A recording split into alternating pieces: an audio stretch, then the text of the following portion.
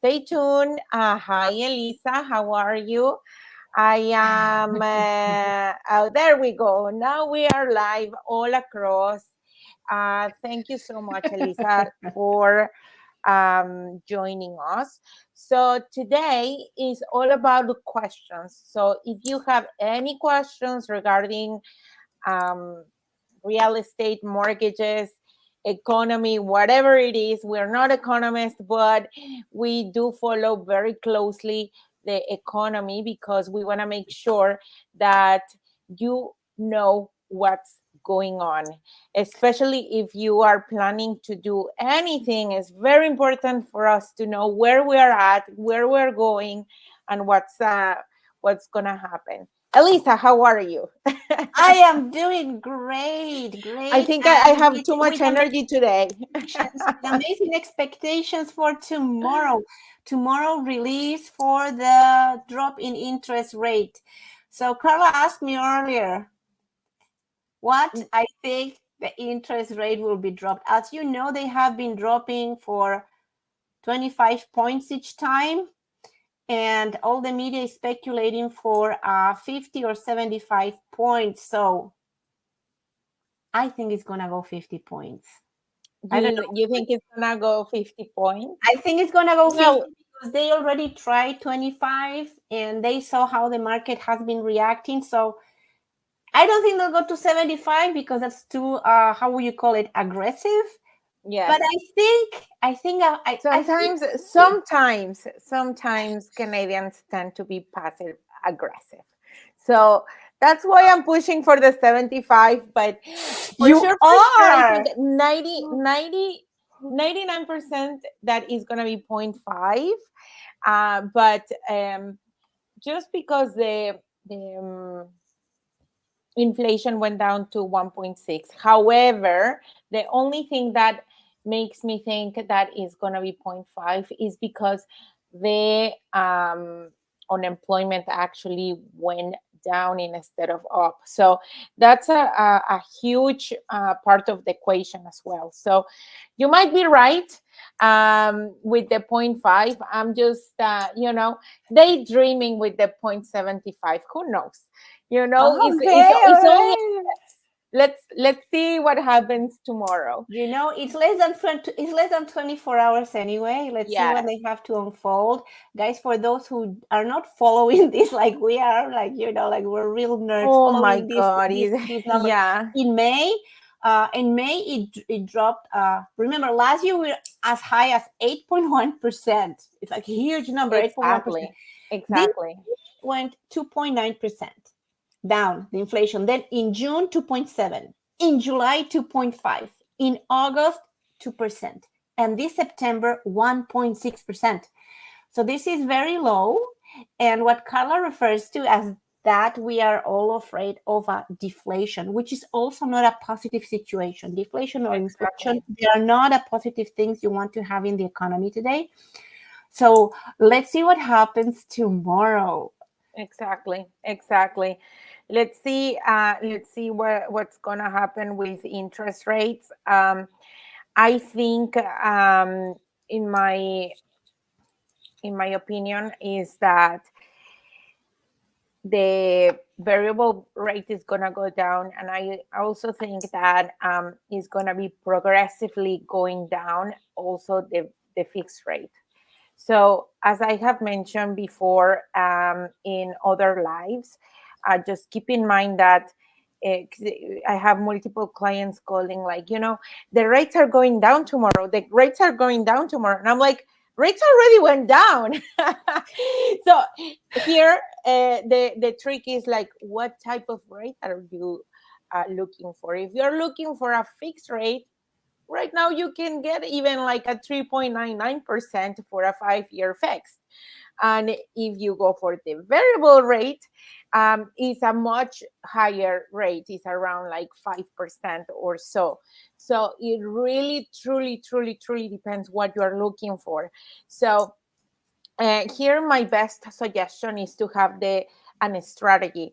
your strategy is the one that really can save you thousands of dollars down the road.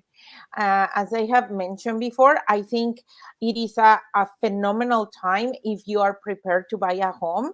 The best time to invest, I think, is right now when the rates are, modest, and at the end also the there is inventory right now.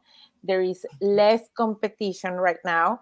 Because remember, once all these crazy things start to begin, like what I'm talking about is all the changes that the federal government made, it can really trigger the market. So right now is actually not a bad idea to jump in the market if you're thinking to do it. Just make sure that you are prepared. Yes, absolutely. I'm glad you're talking about it because, yes, we've had also people asking that question. They're confused what to do now, if they should jump now or not, because it's very tempting for many people because the prices have gone down in all the segments, more or less. In different segments have gone more, in others less. The amount, however, is it a good price to buy? Is it a good time? I always say it's definitely, because if you buy now a property, I'm just making this up, for $700,000, and in 2 years that house increased for 780 or 800, and you are not ready, and probably because you don't have all those funds, and because the value of the house has increased, then you're going to be out of the game. Exactly. You cannot change the price of the house you're going to lock in today. But if you buy that house today for those 700,000, for whatever interest rates we are now, like Carla said, it depends on every situation. You can just go for variable 1 year, or you can lock fixed for 1-2 years, depending on what are the numbers you can handle. And then you can wait for those period of times how the interests are going lower, because look at her smile right now. We know I wanna share the best strategy. Those prices. I wanna the interests really are share going the down. best I strategy just right want now. to close this comment with something that it to me was hilarious, because you can do this with the bank, and 2 years you can find a better rate again, and and the rates are gonna go down. But in 2 years, you cannot go to the bank and tell them, "Hey, I'm gonna buy the house. It's more expensive, but it was cheaper before. Can you just adjust the price of the house I bought it for?" No way. Doesn't matter what the market conditions are nowadays, in the future, in the past. When you buy that house at that price, that is locked, regardless of what's happening around the market. So that's the only thing that you cannot change. Everything around that, all the way you're paying and your financial situation around the mortgage you are gonna be handling it, that is all up to you. And Carla was just saying, you're the expert on the area. Yes. Let me talk. No, I want to share the best strategy right now. What I think, based on what the economists are saying, that is gonna go down progressively, and hopefully by the beginning of next year, fixed rates are gonna be around the 3%. So the best strategy, if everything goes according to plan, I think, is to buy right now but close 4 months from now. So when you put your offer, if it's a possibility, because also you want to make sure that you follow Elisa's advice on how to negotiate the best price as well for the property that you are buying. But if it's a possibility for you to close 120 days from the time that you are signing, what it happens is that you lock your rate at whatever rate it is. But if the rates start to go down, then you can lock the best rate. So it doesn't matter if you're signing right now to let's call it the 3.99%. If by the time you close, the rates really go down to like mid 3% or lower threes, then do not worry, because you are gonna get the absolute best rate. Okay. And then we have a question here. When is a good time to sell property, to buy a different property? This is Yes, from Cynthia. this is a staple question. Thank you so much, Cynthia, for asking this question, because this is how it happens. If you are selling your property now because you are buying a different one, maybe because you want to upgrade or you want to find a different location, it's fine to do it now and anytime. Why? Because now the prices, don't be afraid that if you sell that property, it's going to be a little bit lower of what it used to be the price on 2022 or 2021.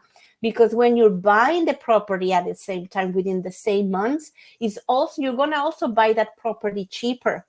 So it's a constant. You're going to sell less expensive, but you're going to buy less expensive. Now, if you're only selling, I do tell people, if you are only selling and you are not looking for that liquidity right away, wait. Why not? You can wait, or you can put it on the market and let's see how it reacts from a month-to-month basis. And you are not obligated to sell it if you receive an offer and you don't like the price. But if you are selling because you want to buy another one, it's definite. I think even it's a great time. Not only, it's okay that you're going to sell a little bit less, you're going to buy for a little bit less, but also when you're buying at this time, depending on the market or in the geographic areas you are buying, you will not find those crazy offer days, the bidding offers. You're going to have time to see the property, write a conditional offer, and make the appropriate negotiations. So you will be able to negotiate the offer. And you might be able to even lock it in a conditional offer, which can give you 5 business days approximately for you to make all the homework. Because when you used to buy in a bidding war scenario, in 10 minutes, the seller decided who was going to own the property, and you didn't have time to do your due diligence in detail. And some people would not even do the due diligence. That means they would buy a house, like Carla mentioned, like tortillas, right? Before. Yes, yeah. But Cynthia, if you would really like to explore more, or if you would like to share the areas or the properties in question, please send me a DM or send Carla a DM, and we will happy to assist you on one-on-one. And send us that information. You're via Instagram, because now we are in many other platforms. And also for the other platforms, Carla, if you could release our phone numbers as well. Oh yeah. So thank you. Cynthia, did I respond your question? Because it was a really short question, so it was very broad, and I don't know where your properties are located. I don't know if they're actually in Ontario or in a different province. Oh yeah, you know Cynthia. Who is this? Cynthia Ramirez. I see. I was just, with my glasses. Okay, I have bifocals with the accent, Cynthia. Oh, muy bien. Yeah, because with my bifocals, I wasn't able to read it very well. Yeah, no, but thank you so much. I really appreciate answering all these questions, Elisa, for our audience. Do you have anything else to add to our audience? Any other question that you might have? Yeah, I would like to address the question. The question is, can I just go and buy the house all by myself? Dun, yes, you can. Dun, dun, dun. Yes, you can. But good luck to you. There are many legal implications. Now I'm going to put my serious face. There are many legal implications and many financial implications. Even there are some banks, depending who you are and if you're buying directly, they will not want to entertain your mortgage. I've heard that. Because you are not represented legally, in the proper system, how it has to be. And you think this question, I asked this person, why are you asking me this? If you know that right now in Ontario, the fees are paid by the agency that represents the seller, not the buyer, and the services to you are of no charge. And the person told me, because I do believe that if I go directly to the other agency, I will get a discount. It will be cheaper for me. And that is also inaccurate. First of all, because legally that agent represents all the interests of the seller. And exactly, it ethically, it has a confidentiality, complete confidentiality. So regardless if you go directly, you will not find out the motives of the sale. And then who is working legally for your interest to tell you that that house costs that much, how the other agency is going to tell you if they are representing the seller, right? So, and there are many other implications if you decide to buy by yourself. And we had this discussion previously before we started this live with Carla, and it's a very delicate situation because you don't know what happened to the property physically, structurally, legally. If it is a house that is being sold as an inheritance or a power of sale, or if it is somebody who's just divorcing or somebody who has tenants in the property, how do you legally go for it? You can put all your trust into the other agency to do that, but again, they are not legally representing you.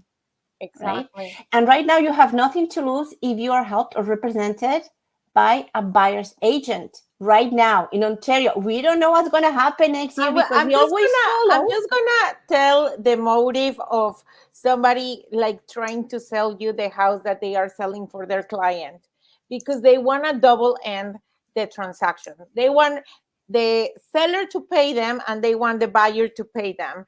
That's why they do it. So honestly, their motive is money. So your motive should be, and I'm sorry to say it this way, but I wanted to really go to the chase, because it is crucial that you have a good representation. And maybe I think Elisa is very nice about it. And no, I need to tell you, and I need to warn you, do not do this. Do not do this, because it is a very delicate transaction that honestly, like as Elisa was mentioning before, in our other live, you can actually go to court and get sued if something doesn't go right. And honestly, is okay, you go to court, you know the type of headaches that is going to court for something that you could have prevented. So please, guys, make sure that you are very well represented by another real estate agent, not because we are sharing information here in our videos mean that we are so like we are giving all the secrets or whatever about real estate or mortgages. No, there is so much that we do behind the scenes. We have to do our due diligence with every single client. And in the case of Elisa, she has to make sure that her due diligence is to you and also the property. And we want to make sure that you have a good transaction, guys. So please do not go directly with the person who is selling the property. One thing is the price. Typically, you don't even know, how much is going around. And yes, there are other like House Sigma. You can find how much it costs and why not, but it goes beyond the price. Do you know if the other? Those are algorithms, Carla. Those are algorithms. And also, you don't know if it has a parking lot or a locker or whatever. Just contact the real estate agent. for you to get represented. That's There are just so my many advice. stories. There are so many stories for Scary really stories. little things, and scary stories for very little things, like like taking your wall-mounted TV system. You can take your TV, and people leave your wall-mounted the fixture on it. Some people take it, and I've had a buyer suing the seller because the seller took that. You need to specify exactly everything within a contract. This is a very important purchase for both sides, and the seller needs to know what they're leaving, and you need to know also what they are taking and what they are leaving, both sides. And that's just an example of what's happening. Are you buying a house that has a pool and it's middle of January? Do you know how to handle that? You cannot go and test the pool. Well, there are many little details that you need help with legally. And honestly, guys, I don't mean to brag or anything, but I have a pool, and honestly, if the pool is not good, you really, really, really can have a very big headache when you are turning it on and something goes wrong. So and go with a could be professional. yes. Go with a professional. Bottom line is the best for you, because at the end of the day, there is so many little things that can really make the difference in your purchase in the short term and in the long term. And there is nothing for you to lose, because the seller is the one that actually pays for the real estate from the sale and from the buy. So keep that in mind. You do have a lot to win, and also it goes to the people that go directly to builders as well. You have no idea how many clients call me at the time of their closing, because the fees that they have went all the way to the roof because they weren't represented correctly. So do not, you have more power when you are represented by somebody else. Okay, it's a purchase and sales agreement, like around like this thick, when you go to a builder side. And also, not to mention the perks that you can get whenever you are represented by your real estate agent, because you can actually get some other stuff like a locker or parking. Am I wrong, Elisa? Oh, well, let me tell you a little story there that I remember now that happened. It was just right after the closing with the lawyers, and somebody, like a buyer, thought he was smart. He filled out his own. And look, these are very easy forms, because these are basically templates. You can download them from the internet. You can fill them out. The legal description of the property was not correct. Okay. But so they said, oh yeah, I want this condo. So fine. They got the condo, they got the locker, and they go and say, where's my parking? There's no parking. But the MLS sheet said it had a parking. And then the seller said, yeah, but you purchased it with no parking. You didn't write parking. Just that.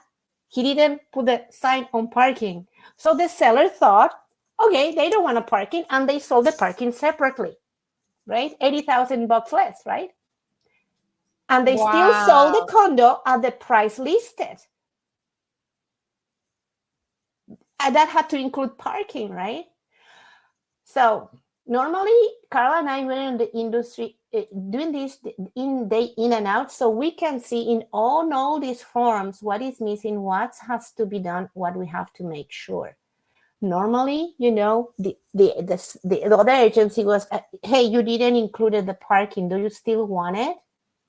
But it's not mandatory. It's not an obligation to ask. If you fill up a contract and you sign it as accepting as is, you're accepting what's included in that contract, nothing outside of it, right? So yeah, so that, and these are mistakes that can be done in a second, because it's only a word that you have to add in it, right? But anyway, we can I think we can write some books about these things that I happen, know, things I that know, I happen. know, I know. It will be fun. It will be fun. But thank you so much, Elisa. I truly appreciate you answering all the questions. You know that if you have a very personal question regarding your a sale or a buy or a mortgage or whatever, we're here for you. So thank you so much. We'll see you next week. And hopefully next week we're able to do it in TikTok. Thank you so much. Have a good day. Bye.